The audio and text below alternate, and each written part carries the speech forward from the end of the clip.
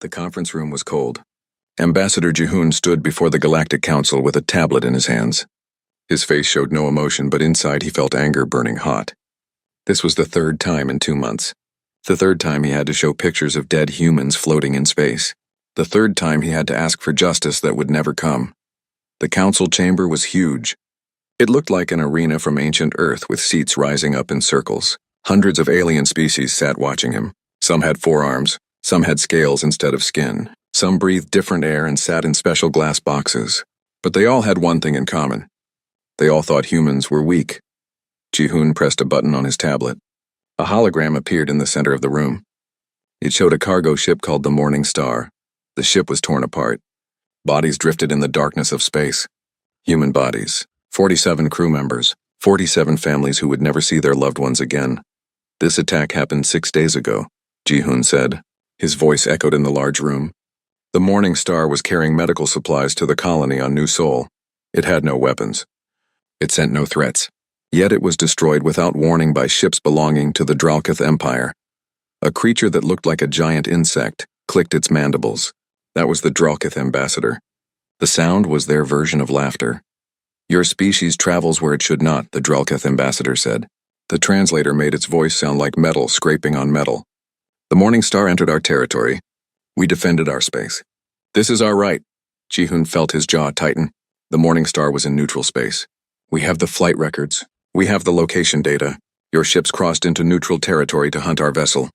You lie, another alien said. This one had purple skin and too many eyes. Humans always lie. You came to our galaxy and pretended to be peaceful, but we know the truth. You are cowards who hide behind words.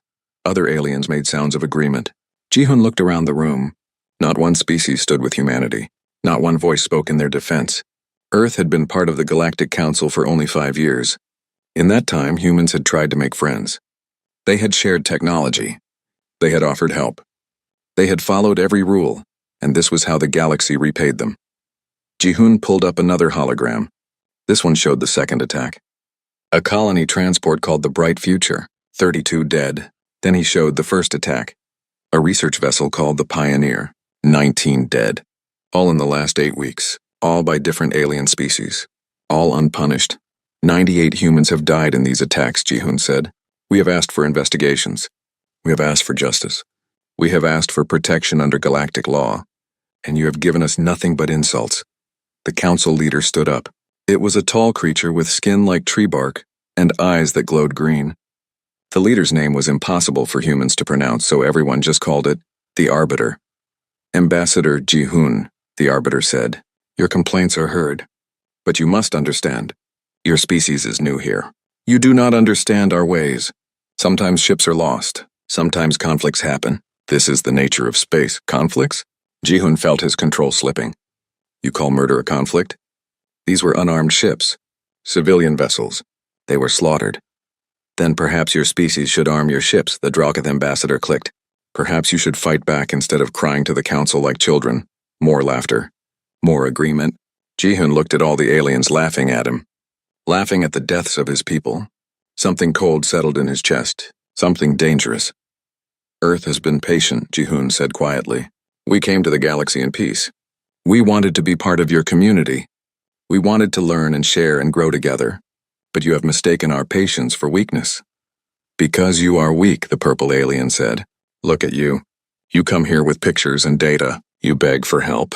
You offer no strength, no threat. You expect us to care about your dead when you do nothing to protect them. Jihoon closed his tablet. He looked around the room one more time. He memorized the faces of every species that had laughed, every species that had mocked human deaths. I have been authorized by Earth's High Command to deliver one message, Jihoon said. His voice was different now, harder. This is your only warning. Stop attacking human vessels. Stop entering our space. Stop treating our people as targets, or we will stop acting polite. The room fell quiet for a moment. Then the laughter started again. Louder this time, a threat? The Arbiter said. From humans? You have no military worth mentioning. Your weapons are primitive. Your ships are slow. What will you do, Ambassador? Will you write us angry letters? You will see, Jihoon said. He turned and walked toward the exit. Run back to Earth, little human, the Dralkith ambassador called after him. Run home and hide. That is all your species knows how to do. Jihoon stopped at the door. He looked back at the council one last time. "We tried to warn you," he said. "Remember that. When this is over, remember that we gave you a chance." Then he left. In orbit above the council world, Captain Soman sat in the command chair of the Earth vessel Harmony. The ship looked like any other human cargo hauler. Large, slow, unarmed according to all the registration documents. "Did the ambassador deliver the message?" Soman asked. Her communications officer nodded. "Yes, Captain. He is returning to the shuttle now." "And their response?" "They laughed at him, Captain. Just like High Command predicted." Soman leaned back in her chair. She felt tired. Tired of pretending. Tired of hiding what humanity really was. When Earth had made first contact with the galaxy, the leaders had made a choice. They had hidden Earth's history. They had hidden the wars, the weapons, the violence. They had thought it would be better to seem peaceful. That had been a mistake. "Communications," Soman said. "Send a coded message back to Earth. Tell them the warning has been delivered and rejected. Tell them we are ready to proceed with the contingency plan." "Yes, Captain." Soman looked out at the stars. Somewhere out there, more human ships were traveling. More innocent people just trying to live their lives. And somewhere out there, aliens were hunting them. Not for much longer. "How long until the ambassador is aboard?" Soman asked. 10 minutes, Captain." "Good. As soon as he is secure, we jump back to Earth. The Council is about to learn a very important lesson about humanity." "What lesson is that, Captain?" Soman smiled, but there was no warmth in it. "That we are only polite when we choose to be." The room was deep underground. So deep that no scanner in the galaxy could detect it. General He-Jin stood at the head of a long metal table. Around her sat the leaders of Earth's military forces. Admirals, generals, intelligence chiefs. They all wore the same dark uniform. They all had the same hard look in their eyes. On the wall behind He-Jin, screens showed the Galactic Council chamber. They had all watched Ambassador Ji-hoon deliver the warning. They had all heard the aliens laugh. "Well," He-Jin said, "that went exactly as we expected." Admiral Minho nodded. He was the oldest person in the room, with gray hair and scars on his hands from the colony wars. "They think we are sheep. They always have. Can we blame them?" asked General Borum. She was young for a general, only 40 years old. "We hid everything from them. When we made first contact, we showed them our cities and our art. We showed them our medicine and our science. We never mentioned the weapons." "That was the plan," He-Jin said. "The civilian government wanted peace. They thought if we came to the galaxy as friends, we would be treated as friends. They were wrong." Scientist Doyun sat at the far end of the table. He was not military. He wore a white lab coat instead of a uniform. But he was one of the most important people in the room. He pushed his glasses up his nose and cleared his throat. "If I may," Doyun said, "I want to make sure everyone understands what we are about to do. For 5 years we have maintained the fiction that Earth is a peaceful species, with limited military capability. The aliens believe our cargo ships are just cargo ships. They believe our defense stations are just communication hubs. They believe we pose no real threat." "And that was a lie," Minho said. "A very successful lie," Doyun agreed. "But once we reveal the truth, we cannot hide it again. The galaxy will know what humanity really is. They will know what we are capable of. Some of them will fear us. Some will hate us. Some may even try to destroy us before we become too powerful." He-Jin looked around the table. "Does anyone here think we should continue with the peaceful approach? Does anyone think we should let more humans die while we beg the Council for protection?" Silence filled the room. No one spoke. No one moved. "Then we are agreed," He-Jin said. "Admiral Minho, what is the status of our fleet?" Minho stood up. He pressed a button and the screens changed. Now they showed star maps. Hundreds of dots appeared, spread across dozens of systems. "We have 247 vessels in position," Minho said. "The aliens believe they are cargo haulers, colony transports, and survey ships. In reality, every single one has been retrofitted with military-grade weapons, shields, and engines. We have been doing this for 3 years, ever since the first signs of hostility appeared." 3 years, Borum said. 3 years of sneaking weapons onto ships. 3 years of lying to the galaxy. "It is a miracle they never discovered what we were doing." "They never looked," Doyun said. "Why would they? We are just humans. We are weak. We are harmless. That is what they believe." He-Jin pointed to the star map. "Show me the target systems." The map changed again. 12 systems lit up in red. Each one had multiple alien military stations. Each one had ships that had attacked human vessels. "These are the species that have killed our people," Minho said. "The Dralkith Empire, the Vorkul Collective, the Morantis Federation, and 9 others. All of them have military superiority in the council. All of them have treated humans as prey. And all of them are about to learn a lesson, Heejin said. An intelligence officer named Hajun raised his hand. He was young and nervous. This was his first time in the war room. General, Hajun said, what about the civilian government? What about the politicians who wanted peace? Do they know we are doing this? Heejin's expression did not change. The Prime Minister has been briefed. She signed the authorization for military action 3 hours ago. She was not happy about it. But even she understands that we are out of options. The attacks are increasing. If we do nothing, humans will continue to die. And if we do this, Doyen said quietly, aliens will die. Thousands of them, maybe more. The room fell silent again. Everyone knew what the scientist meant. War was easy to start. But once it began, it would be hard to stop. Blood would be paid with blood. I want to be clear about something, Hyejin said. She looked at each person in the room. We are not monsters. We are not here to commit genocide. We are not here to conquer the galaxy. We are here to protect our people. We will strike military targets only. We will avoid civilian casualties wherever possible. But we will not stop until every species that attacked us has surrendered. What about the Galactic Council? Borum asked. They will try to stop us. They will call us criminals. They will try to unite against us. Let them try, Minho said. The Council is weak. They have not fought a real war in 300 years. They have forgotten what war looks like. We will remind them. Hyejin walked to the screens. She looked at the star map with all the red systems. All the targets. All the enemies. There is one more thing, she said. Before we attack, I want Ambassador Jihoon to deliver one final message to the Council. I want him to explain exactly why this is happening. I want him to tell them the truth about humanity. The truth? Hajun asked. Yes, Hyejin said. The truth they should have learned before they started killing us. The truth we tried to hide because we wanted peace. The truth about Earth's history. She pressed another button. The screens changed again. Now they showed images from Earth's past. Ancient wars. Medieval battles. World War I. World War II. The nuclear explosions that had nearly destroyed the planet. The colony wars on Mars. The rebellion in the asteroid belt. Humanity has been fighting for its entire existence, Hyejin said. We have killed each other with swords and guns and bombs and viruses. We have destroyed cities. We have burned continents. We have committed atrocities that would make these aliens sick. And we survived all of it. We learned from all of it. We became stronger from all of it. And now they have made us remember what we are, Minho said. Exactly, Hyejin agreed. We tried to be better. We tried to be peaceful.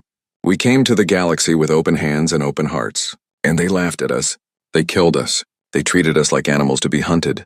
She turned away from the screens and faced the room. So now we stop pretending. Now we show them what humanity really is. We are not the weak species they think we are. We are the species that climbed out of caves and built starships. We are the species that split the atom and reached for the stars. We are the species that has survived everything the universe threw at us. And now, Borum said, we are the species that fights back. Hyejin nodded. Send the order. All ships are to remain on standby. Ambassador Jihoon will deliver the final warning tomorrow morning, Galactic Standard Time. After that message is delivered, we will give the aliens exactly 1 hour to respond. If they do not agree to our terms, if they do not agree to stop the attacks and pay reparations for our dead, then we strike.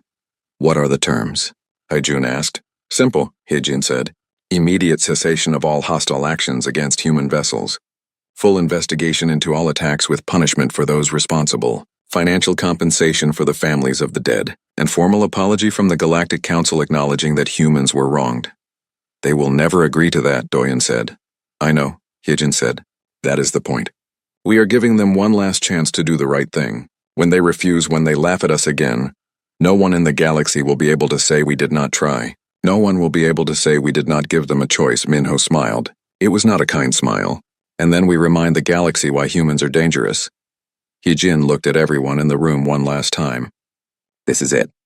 This is the moment that will define humanity's place in the galaxy. We will either be respected or we will be destroyed. There is no middle ground anymore. Are you all ready? One by one, everyone in the room stood up. One by one, they nodded. Then let us prepare for war, Hyejin said. And may whatever gods these aliens believe in have mercy on them. Because we will not. Fleet Commander Minho stood on the bridge of the warship called Thunder's Edge. Around him, Crew members worked at their stations with quiet efficiency. No one spoke unless necessary. Everyone knew what was coming. Everyone had been waiting for this moment. The Thunder's Edge did not look like a warship. From the outside, it looked like a simple mining vessel, large and blocky, slow and harmless. That was the point. For 3 years, the ship had traveled through alien space, pretending to search for minerals, and for 3 years the aliens had ignored it. That was about to change. Time until the ambassador's message? Minho asked. 15 minutes, Commander, said Lieutenant Unji. She was the weapons officer, young and brilliant. She had designed half of the modifications on the Thunder's Edge herself. Minho looked at the main screen. It showed their current position in neutral space between the Dralkith Empire and Vorkul Collective. Other ships floated nearby. They all looked like civilian vessels, cargo haulers, transports, survey ships. But Minho knew the truth. Every single one was a human warship in disguise. Status of the fleet? Minho asked. All 247 ships report ready, Commander, said Communications Officer Teijin. They await your order. Minho felt a weight on his shoulders. 247 ships. Tens of thousands of crew members. All of them ready to fight. All of them trusting him to lead them. It was a heavy responsibility, but it was also necessary. Have there been any attempts to communicate from the aliens? Minho asked. Negative, Commander, Teijin said. The Dralkith and Vorkul forces are maintaining their usual patrol patterns. They do not seem concerned by our presence. Why would they be? Unji said with a bitter smile. We are just humans. We are harmless. Minho thought about all the crew members who had died. The Morning Star, the Bright Future, the Pioneer, and dozens of other ships that had been attacked in the last year. Nearly 200 humans killed. And the aliens had laughed. Not for much longer. Activate the communication relay, Minho said. I want to hear the ambassador's message. The screen changed. Now it showed the Galactic Council chamber. Ambassador Jihun stood in the center again. But this time he was not showing pictures of dead humans. This time his tablet was dark. This time his face was like stone. Members of the Galactic Council, Jihun said, I stand before you for the final time. Yesterday I showed you evidence of attacks on human vessels. I asked for justice. I asked for protection. You responded with laughter and insults. The aliens in the council chamber made sounds of amusement. The Dralkith ambassador clicked its mandibles. The purple alien with too many eyes rolled all of them at once. More complaints, the arbiter said.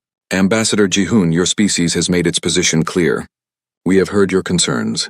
The council has decided that these incidents do not warrant investigation. Ships are lost in space. This is normal.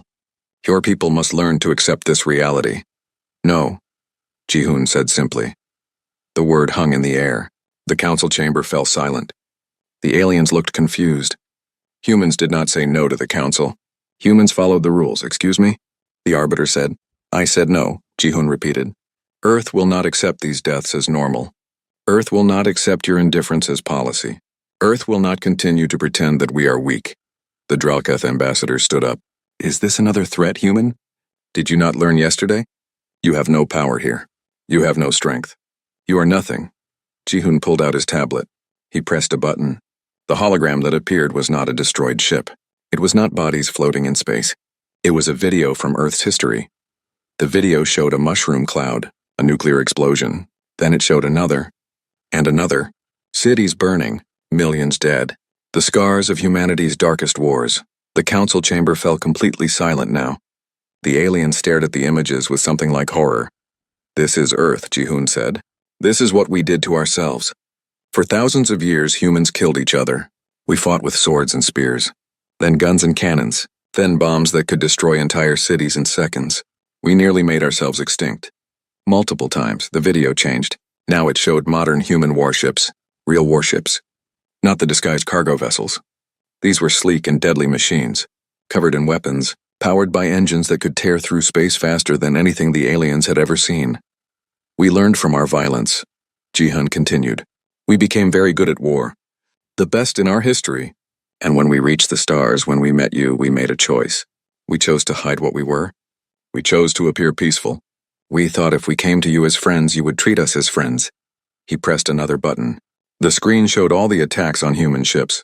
All the deaths. All the mockery from the council. We were wrong, Jihun said. You saw our peace as weakness. You saw our patience as cowardice. You killed our people because you thought we would not fight back. The Arbiter stood up slowly. For the first time, the ancient alien looked uncertain. Ambassador, what are you saying? I am saying that Earth gave you a warning yesterday. You ignored it. So now I am delivering a final message. You have exactly 1 hour to agree to our terms. Stop all attacks on human vessels. Investigate all deaths and punish those responsible. Pay compensation to the families who lost loved ones. And issue a formal apology. Or what? The Dralketh ambassador demanded. But its voice did not sound confident anymore. Jihoon looked directly at the alien. His eyes were cold. Or we stop acting polite. On the Thunder's edge, Minho watched the transmission end. He saw the confusion on the aliens' faces. He saw the fear starting to creep in. All ships, Minho said into the communication system.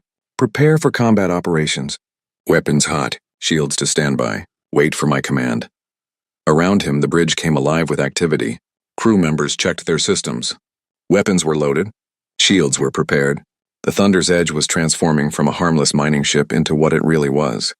A weapon of war, Commander, Yunji said. The disguise plating is ready to drop. All weapon ports are prepared to open. We can be fully operational in 30 seconds.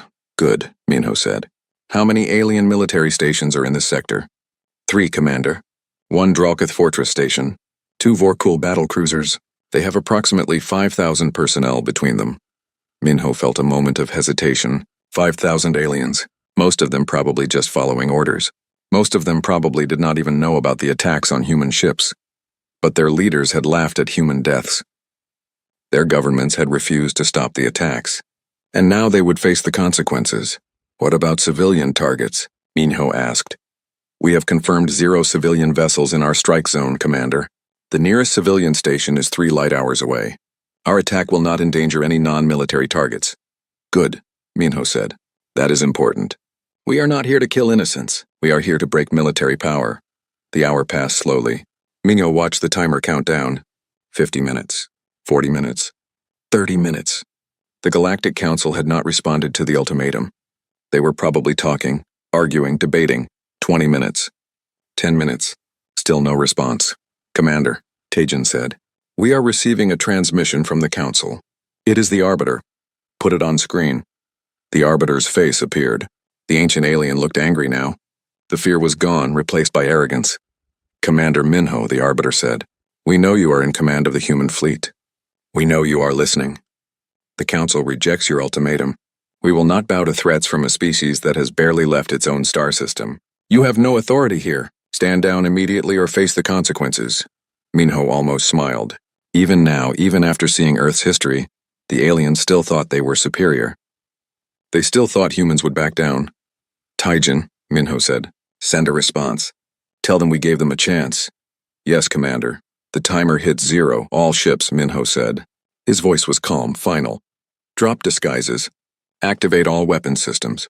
Shields to full power. Engage all military targets on my mark. Around the Thunder's edge, hundreds of ships began to change. Fake hull plating fell away. Weapon ports opened like flowers blooming. Engines that had been running at minimal power suddenly roared to life. In seconds, the human fleet transformed from helpless cargo vessels into warships. The Dralketh Fortress station immediately went to alert status. Alarms blared across their communication channels. The Vorkul battlecruisers began to move, trying to form a defensive position. They were too slow. All ships, Minho said. Fire. The space around the Thunder's edge exploded with light. Railguns fired. Missiles launched. Energy beams cut through the darkness. The human fleet attacked with precision and overwhelming force. The Dralketh Fortress station's shields held for approximately 3 seconds. Then they collapsed. The station's hull tore apart under the bombardment. Explosions rippled across its surface. The Vorkul battlecruisers tried to return fire. Their weapons were powerful, but they were designed for fighting other alien ships. Slow ships, predictable ships. They were not designed for human warships that moved like fighters and hit like artillery. Lieutenant Yunji worked her controls with fierce concentration. Targeting the first battlecruiser's main weapons array, firing the Thunder's edge shuddered as it unleashed its full weapon payload. The Vorkul ship tried to evade. It was not fast enough. The ship's weapons exploded. Then its engines failed. The Bat Admiral Sora stood in the command center of Earth's orbital defense station.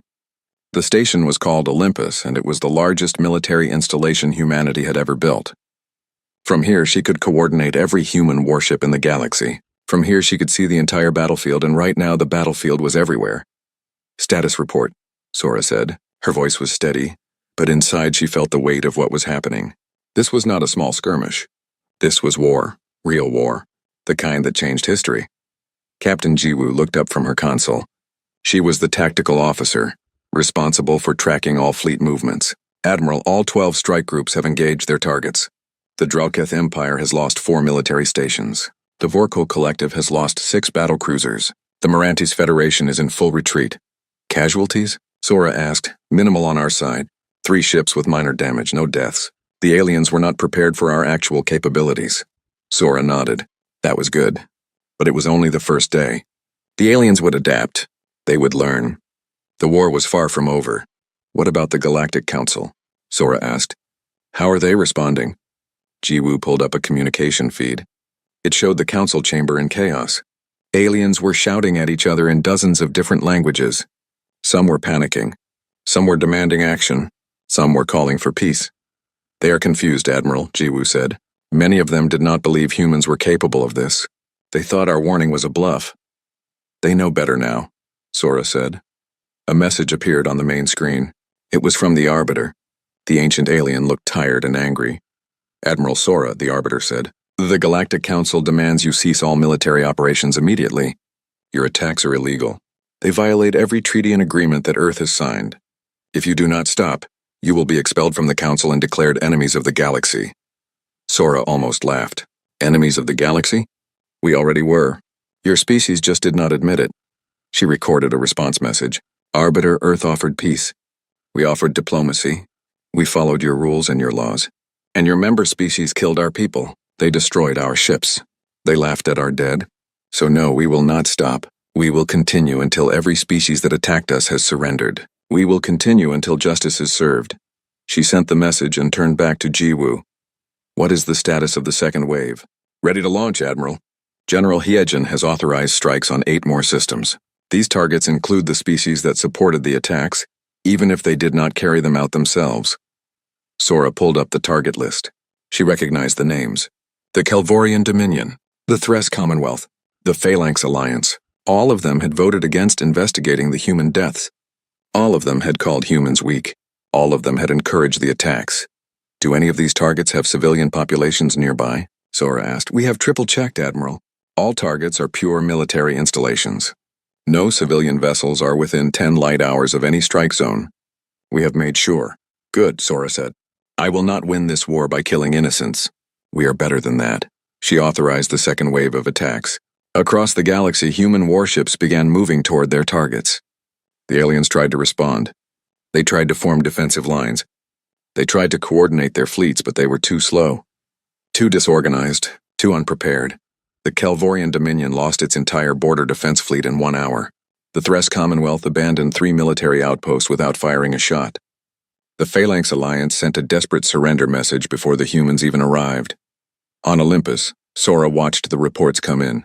System after system, victory after victory. It should have felt good, but it did not. It just felt necessary. "Admiral," Jiwoo said, "we are receiving a priority message from the Council. It is not from the Arbiter. It is from the Kelvorian Ambassador." Put it on screen. A new alien appeared. This one looked like a bird with feathers of silver and gold. It had large eyes that seemed to see everything. The Kelvorian Ambassador had always been one of the few aliens who treated humans with some respect. "Admiral Sora," the ambassador said, "please, you must stop this. I understand your anger. I understand your desire for justice. But this war will destroy any chance of peace. The galaxy will unite against you. Even species that were neutral will become your enemies." Sora studied the alien's face. She saw genuine concern there, real fear. Not for itself, but for everyone. "Ambassador," Sora said, "why should Earth stop? We tried peace. We tried diplomacy. Your species voted against investigating our deaths. You stood by while others attacked us." "I know," the ambassador said, "and that was wrong. I should have spoken up. Others should have spoken up. But this war is not the answer. More deaths will not bring back your people." "No," Sora agreed, "but they will make sure no one attacks humans again. They will teach the galaxy a lesson about respecting us." The ambassador looked sad. You are teaching the galaxy to fear you. That is not the same as respect. The communication ended. Sora sat in her command chair and thought about those words. Fear and respect. Were they the same? Did it matter? Admiral, Jiwoo said. We have a problem. The Galactic Council is organizing a joint military response. 7 species have agreed to form a coalition fleet. They are gathering near the Zentara system. Sora pulled up the tactical display. She saw the alien ships assembling. Hundreds of them. From multiple species. For the first time since the war began, the aliens were working together. How long until they are ready to attack? Sora asked. Approximately 8 hours, Admiral. They are trying to coordinate their systems. They have never fought together before, so there is confusion.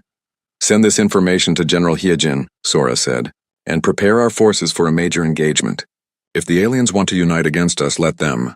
We will show them that numbers do not matter when you are not prepared. Hours passed. The alien coalition fleet grew larger.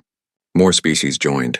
Soon there were over 1,000 ships gathered in the Zentara system. It was the largest military fleet assembled in galactic history, and they were all there to destroy humanity.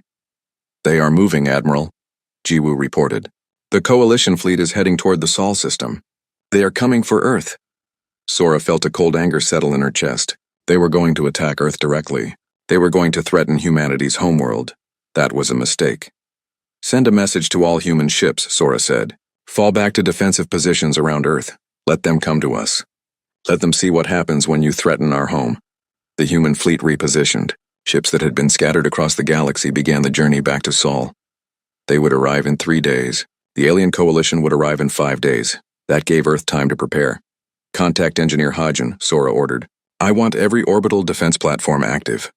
I want every satellite armed. I want every moon base ready. Earth is not just another target. Earth is our heart, and we will defend it with everything we have. Jiwoo worked quickly. Admiral, Engineer Hyejin reports that the orbital defenses are already at maximum readiness. He says, and I quote, let them come. We will show these aliens what it means to attack Earth. Sora allowed herself a small smile. Hyejin was young and sometimes too confident. But he was also brilliant.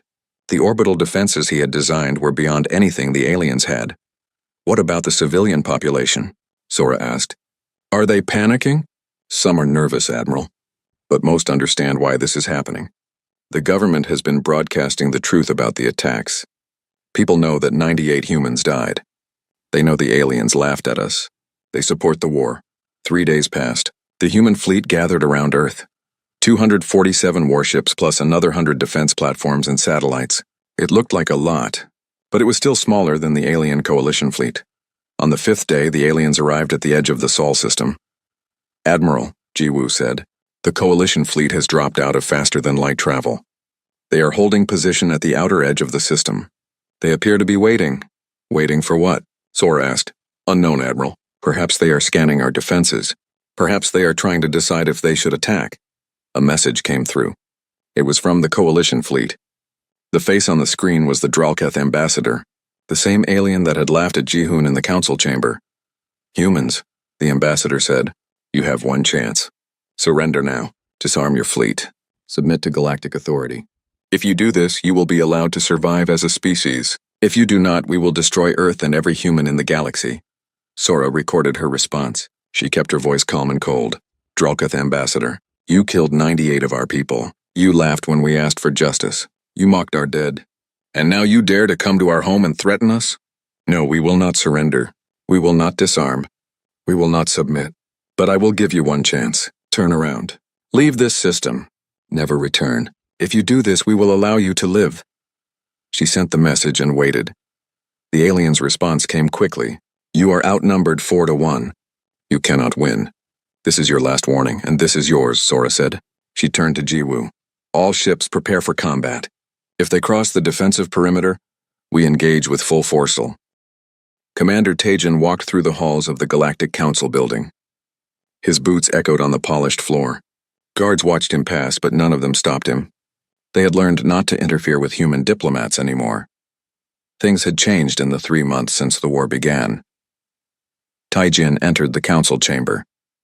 It looked the same as before, with seats rising up in circles around a central platform, but the atmosphere was completely different. When Ambassador Jihoon had stood here months ago, the aliens had laughed at him. Now when Taijin took his position, there was only silence. The Arbiter stood at its usual place. The ancient alien looked older now, tired, defeated. "Commander Taijin," the Arbiter said, "you have requested this session." "The Council is listening." Taijin looked around the chamber. He saw the Dralkith ambassador. The alien's mandibles were still. No clicking sounds of mockery now. He saw the Kelvorian ambassador, the bird-like creature that had tried to stop the war. He saw dozens of other species all watching him with careful eyes. 3 months ago, Taijin began, Ambassador Jihoon stood in this chamber and asked for justice. He showed you evidence of attacks on human vessels. He showed you the bodies of our dead, and you left. No one made a sound. No one dared. 2 months ago, Taijin continued, the aliens tried to form a coalition fleet. Over 1,000 ships came to Earth. They came to destroy our homeworld. They came to eliminate humanity from the galaxy. He paused and let that sink in. They failed. The coalition fleet was destroyed. Not damaged. Not scattered. Destroyed. Of the 1,043 ships that attacked Earth, only 67 escaped. The rest are debris floating in our system. The Dralkith ambassador shifted in its seat. Taijin looked directly at it. After that defeat, several species tried individual attacks. The Merantes Federation sent raiders to attack our colony on New Sol. Those raiders were eliminated. The Vorkal Collective tried to ambush our supply lines. Those ambushes failed. The Phalanx Alliance attempted to blockade our trade routes. That blockade lasted exactly 4 hours before they surrendered. Taijin pulled out a tablet. In 3 months of war, humanity has fought 26 major engagements and countless smaller ones. We have destroyed 143 military stations. We have crippled or captured 892 warships. We have occupied 12 systems that belong to species who attacked us.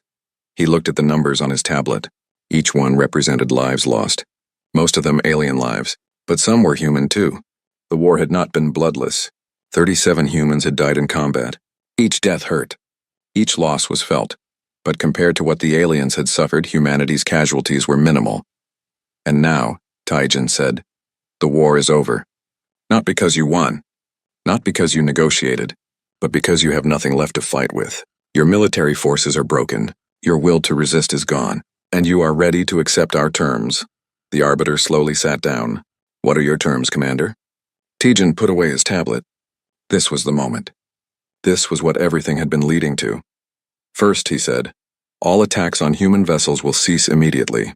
Any species that attacks a human ship from this day forward will be considered an enemy of Earth, and Earth will respond with overwhelming force. Agreed, the Arbiter said quietly. Second, Taijin continued, the 12 systems we currently occupy will be transferred to human control. These systems will become part of Earth's territory. All alien military forces will withdraw within 30 days. This caused some muttering in the chamber. Giving up territory was difficult, but no one spoke against it. They could not afford to. Third, Taijin said, the species that carried out attacks on human vessels will pay reparations. The amount will be decided by an independent tribunal. The money will go to the families of the humans who died. How much? The Kelvorian ambassador asked. Enough to matter, Taijin said. Enough that your people remember the cost of killing humans. Fourth, he continued, the Galactic Council will issue a formal apology to humanity. This apology will acknowledge that humans were wronged. It will acknowledge that the Council failed to protect us. It will acknowledge that we had the right to defend ourselves. The Arbiter looked around the chamber. No one objected. How could they? They had lost the war. These terms are acceptable, the Arbiter said. There is one more thing, Taijin said. The structure of the Galactic Council will change. Humanity will have a permanent seat with veto power over all military decisions. No species will be allowed to attack another without Council approval, and if any attack is approved, humanity reserves the right to intervene. This caused real protest. Several aliens stood up. The Dralkith ambassador clicked its mandibles in anger. You cannot demand this, the Dralkith ambassador said. You are turning the Council into your puppet. You are making yourselves rulers of the galaxy. Taijin looked at the alien with cold eyes. No, we are making sure this never happens again. We are making sure no species can be attacked without consequences. We are creating a galaxy where strength is respected and weakness is protected. If you do not like these terms, you are welcome to continue fighting. Earth is ready. The Dralkith ambassador sat down. It had no response. Everyone knew the truth. Humanity could destroy any species in the Council if they wanted to. The only reason the aliens still existed was because humans had chosen mercy. The terms are accepted, the arbiter said. All of them.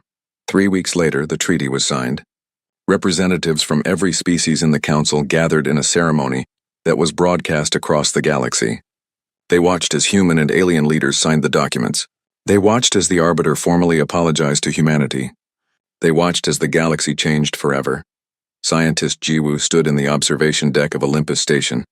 She looked down at Earth below, the blue and green planet that had given birth to humanity, the world that had nearly been destroyed by war, the world that had survived and grown strong. "It is beautiful," a voice said behind her. Jiwoo turned and saw Engineer Ha-jun. He had been working nonstop for months, maintaining the defense platforms and repairing damaged ships. He looked tired but satisfied. "Yes," Jiwoo agreed. "It is. Do you think we did the right thing?" Ha-jun asked. "The war, I mean. So many aliens died. Their families are mourning just like human families mourned." Jiwoo thought about the question. It was not simple. War never was. "We did what we had to do," she said finally. "They killed our people. They laughed at our dead. They thought we were weak. We proved we were not. Maybe that makes us no better than them, or maybe it makes us survivors, but now what?" Ha-jun asked. "Now that we have shown the galaxy our strength, how do we use it?" That was the real question. Humanity had power now. Real power. They controlled systems and fleets. They had a veto in the council. They could shape the future of the galaxy. "We use it wisely," Jiwoo said. "We remember why we fought. Not to conquer, not to dominate, but to protect our people. As long as we remember that, we will be okay." On the council world, Ambassador Jihoon sat in his office. He had returned to his position after the war ended. But everything was different now. When he walked through the halls, aliens moved aside. When he spoke, people listened. When he made requests, they were granted immediately. He did not enjoy the fear. But he understood its necessity. A message came through on his terminal. It was from General Hyejin on Earth, Ambassador. Hyejin said, "The Prime Minister wants your assessment. How are the aliens responding to the new order?" Jihoon thought about his answer. "They are adapting. Some species are angry about losing their territory. Some are bitter about the reparations. But most understand that it could have been much worse. We could have destroyed them." "We chose not to. And the council?" Hyejin asked. "The council is functional. They are following the new rules. They know that any violation will result in human intervention. So far there have been no problems." "Good," Hyejin said. "What about future threats? Do you think any species will try to attack us again?" Jihoon smiled slightly. "Not for a very long time, General. The galaxy has learned a valuable lesson about humanity. We tried to be polite. We tried to be peaceful. And when that failed, we showed them what we really are. No one will forget that." The message ended. Jihoon looked out his window at the alien city below. Lights twinkled in the darkness. Ships moved through the sky. Life continued as it always had. But everything was different now. On Earth, in the underground war room, General Hyejin met with Admiral Sora, Commander Minho, and the rest of the military leadership. They reviewed the results of the war, the casualties, the victories. "The cost we won," Borum said. "But it was not cheap. 37 humans died. Thousands of aliens died. Entire fleets were destroyed. Systems were occupied. The galaxy will remember this for centuries." "Good," Minho said. "Let them remember. Let them remember what happens when you attack humans. But we must also remember," Sora said quietly. "We must remember why we fought. We fought because we were attacked.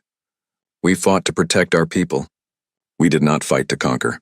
We did not fight to rule. If we forget that distinction, we become the monsters that the aliens feared." Hyejin nodded. "Admiral Sora is right. We showed the galaxy our strength. Now we must show them our wisdom. We must use our power to create a better galaxy, a safer galaxy,